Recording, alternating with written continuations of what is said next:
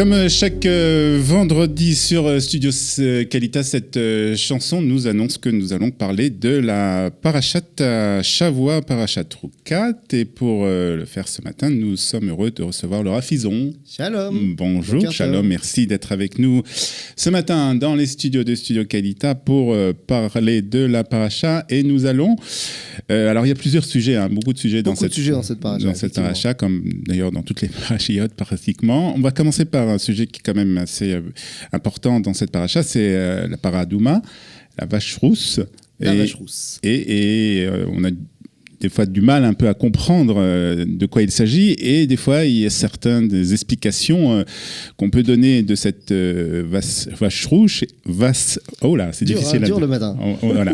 Donc on vous a compris. Paradouma, c'est plus facile. Paradouma, et il y a certains, des fois on peut tomber dans certains dangers concernant cette justement, explication. Tu parlais d'explication, et le grand problème de la paradouma, c'est justement quand on dit la vache rousse, quand on dit c'est un chok, il est marqué dans le début de la paracha, Zot Rukat Torah, c'est un chok. Et donc, comme on dit c'est un chok, eh bien, la majorité des explications qu'on reçoit, c'est qu'il n'y a pas d'explication. Il n'y a pas d'explication, faut pas chercher à comprendre, c'est un chok. C'est une espèce de, comme ça, bulle magique, il n'y a rien à comprendre. Et ça, c'est un vrai problème. Et effectivement, il y a une différence entre chukim et mishpatim dans la Torah. Il y a des lois qui sont du domaine des mishpatim, c'est-à-dire des lois qui sont compréhensibles par l'homme. Qu'est-ce que ça veut dire compréhensible ? C'est qu'on peut faire le tour. On peut tellement en faire le tour qu'il y a d'autres sociétés humaines qui n'ont pas reçu la Torah et le dévoilement de Dieu et qui sont arrivées à ces lois-là.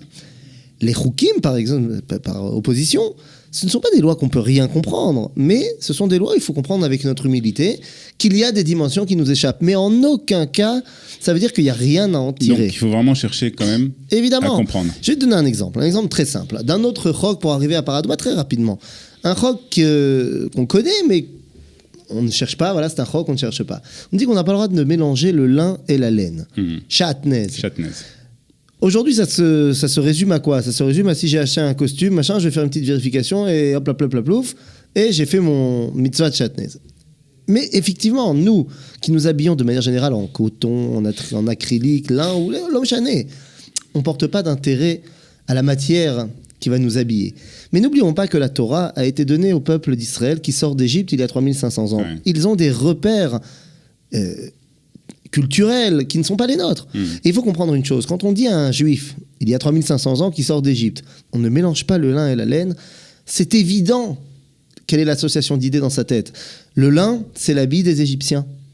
Car pour avoir du lin, il faut du roseau, et le producteur numéro 1 mondial, c'est le Nil, c'est l'Égypte. Pour avoir de la laine, il faut des troupeaux. Or, le texte de la Torah nous dit que les Hébreux avaient des troupeaux, les Égyptiens n'en avaient pas. C'est To'evat Mitzrayim. Ouais.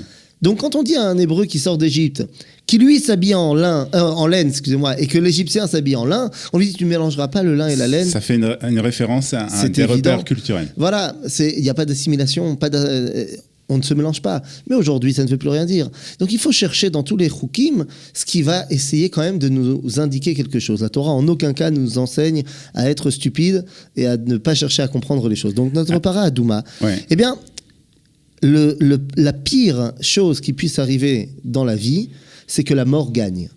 Puisque Dieu a créé le monde, Dieu a donné la vie, c'est quand même impensable que la mort soit la fin. Absolument pas. Alors il y a la triatamétim, cette émouna forte dans la résurrection des morts, mais même au niveau de celui qui ne meurt pas mais qui est en contact avec la mort, eh bien on doit lui dire non, ne t'inquiète pas, on va te ramener quelque part à la vie. Et donc l'histoire de la paradouma, c'est qu'on va prendre un trop-plein de vie et on va te l'asperger sur toi. C'est pour ça qu'on prend une vache, le plus gros animal, c'est-à-dire l'animal le plus vivant en contact avec l'homme. Alors tu vas me dire non, il y a des éléphants, oui mais ça c'est pas des animaux cachers. Alors tu vas me dire oui, il y a des girafes. La girafe c'est plus gros qu'une vache. C'est plus rare quand même. Et c'est ça, c'est un peu plus rare, donc c'est pas en contact avec l'homme, certainement pas dans le désert à l'époque. Donc tu vas me dire ok, le taureau, le bœuf, certes c'est plus grand, plus fort qu'une vache, mais la vache elle donne la vie. Donc c'est doublement plus vivant. Et cette vache elle sera adouma, rouge, pas comme les chaises de Studio Kalita, mais pas la tienne, la mienne, mais brique comme ça. Mais bon, rouge. En tant qu'ancien animateur au ZI, on savait très très bien que le budget confiture de fraises devait être minimum triple que le budget confiture d'abricots. Parce qu'évidemment, tu mets une assiette rouge et une assiette jaune devant les enfants, c'est la rouge qui partira en premier. Le rouge, c'est la couleur de la vie, c'est la couleur de... Donc, para adouma, temima, pas deux poils blancs. Rien ne doit venir amoindrir cette vitalité. Asher en bamoum, il n'y a aucun défaut intérieur à cette vitalité.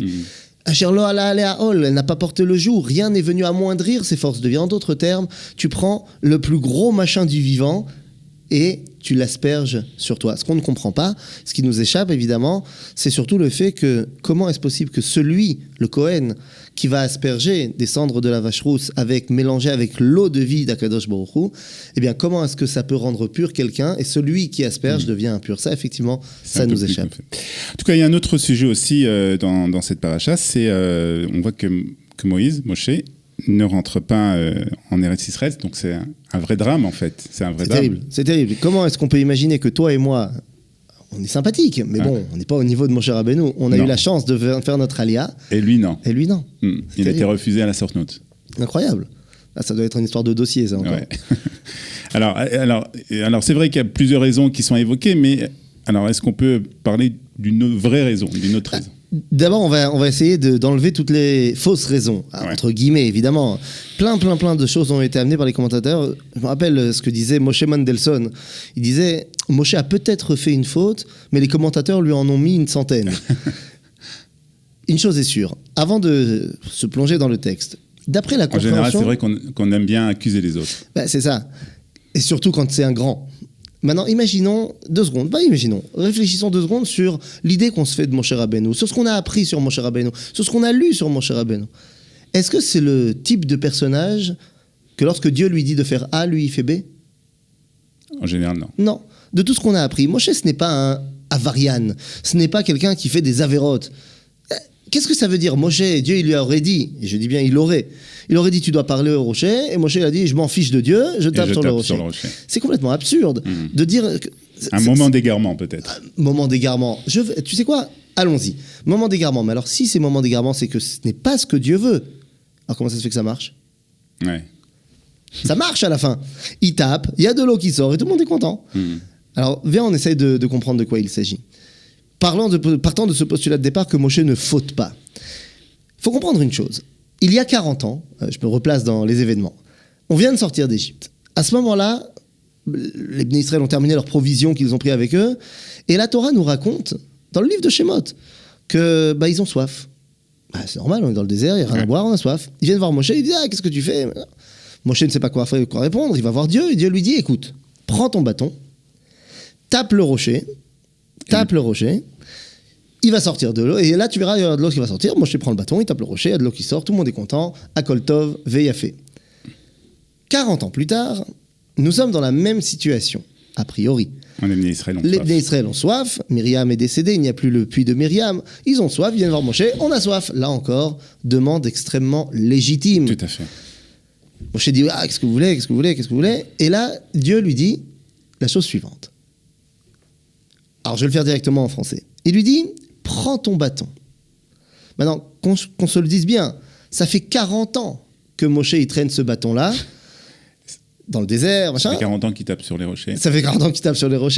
Et je vais te dire mieux que ça fait même plus que 40 ans. Si on suit le Midrash, il a découvert ce rocher tel Excalibur dans le rocher qui était derrière la maison de Yitro. Mais Kitsour, notre ami Moshe, il est avec son bâton depuis ouah. Et à chaque fois, dans la Torah et dans les Midrashim, qu'on nous dit qu'il doit prendre son bâton, c'est pour faire un miracle avec. À aucun moment, Moshe il a besoin d'une canne. C'était aussi le cas avec Pharaon. Oui, exactement. C'est-à-dire que ce bâton-là, on le connaît.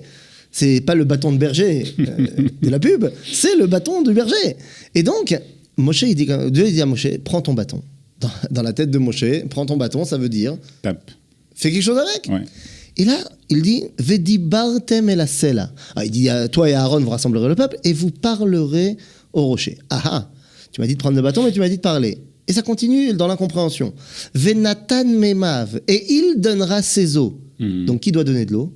Le rocher. C'est-à-dire tu parleras au rocher, le rocher donnera ses eaux. Seulement le mot d'après, veotseta laem maim, et tu leur feras sortir de l'eau. Je ne comprends pas. C'est le rocher qui doit sortir de l'eau ou c'est Moshe qui doit sortir de l'eau? Bien en réalité, Dans la mesure où, je ne peux pas accepter l'idée que Moshe ait décidé simplement de transgresser la parole de Dieu. Dieu lui donne un choix.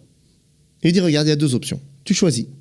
Ou tu prends le bâton et tu leur feras sortir de l'eau, comme tu l'as déjà fait d'ailleurs auparavant, ou tu parles au rocher et le rocher sortira de l'eau. Sache, comme tu le sais, que dans toute action, il y a des conséquences.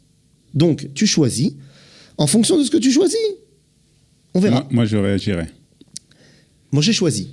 Prend le bâton, il tape, ça marche, tout le monde boit, et Dieu lui dit, très bien, donc vous ne pourrez pas rentrer en Israël. Mais qu'est-ce que ça veut dire? D'ailleurs, il ne lui dit pas « Vayedaber » pour le punir, il lui dit « Vayomer ». Et il nous dit le Talmud, « Vayomer », c'est sympathique. C'est ok, très bien, tu as choisi. Mais qu'est-ce qu'il a choisi? Alors, c'est quand même... assez bizarre. Parce qu'il a choisi comme ça, alors il ne rentre pas. Il y a 40 ans, lorsqu'on sort d'Égypte, il est évident que le peuple juif ne peut pas se gérer tout seul. Il vient de sortir de 210 ans d'esclavage, il n'est absolument pas mature pour prendre ses décisions. Ils ont besoin d'un Moshe qui prend toute la place et qui fait tout. D'ailleurs, Moshe, lui, il n'a pas vécu l'esclavage, lui, il a fait Sciences Po en Égypte, lui, il sait gérer un peuple. Et donc, c'est Moshe qui fait. C'est Moshe qui fait, il ne laisse la place à personne parce qu'ils ne savent pas faire. Ils ne sont pas prêts.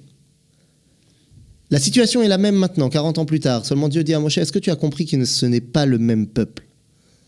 Entre-temps, 40 ans se sont passés. Toute la génération qui est sortie d'Égypte est partie dans le désert à cause de la faute des explorateurs. C'est un nouveau peuple. Un peuple qui est soit né dans le désert, soit était enfant à l'époque de la sortie d'Égypte, qui ont grandi sur la liberté, qui ont grandi sur cet idéal que maintenant on va rentrer en Israël. C'est ce peuple-là qui va devoir conquérir la terre d'Israël. Est-ce que tu comprends que maintenant c'est un autre enjeu? Il ne s'agit plus que toi tu agisses, mais il s'agit de leur montrer que quelqu'un d'autre peut agir. En fait, c'était une sorte d'épreuve de Mifran que Dieu a fait passer à Moshe. On va dire que s'il doit y avoir faute, il ne s'agit évidemment pas d'une transgression d'un 10 commandements, mais c'est peut-être une erreur de la manigoute. C'est-à-dire une erreur dans la façon de comprendre quel est le tzibour, le peuple que je gère. Moshe, en choisissant de taper, il pense qu'il est toujours face à des gens qui ne sont pas capables de faire. Que c'est sûr que ça sera mieux fait si c'est moi qui le fais. Machal Lema Davardomé, un exemple évident qu'on connaît tous. On est à 1 demi-heure de Shabbat, les choses ne sont pas encore terminées dans la maison. Ça arrive jamais. Mais jamais.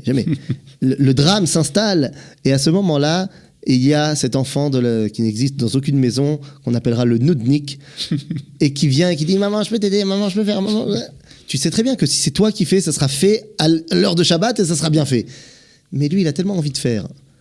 Alors, évidemment, ce serait plus facile de lui dire « Va dans ta chambre », mais ce serait plus formateur de lui dire « Ok, alors fais ». La salade aura la tête qu'elle aura après, mais ça sera évidemment plus formateur. Là, il ne s'agit pas de dire...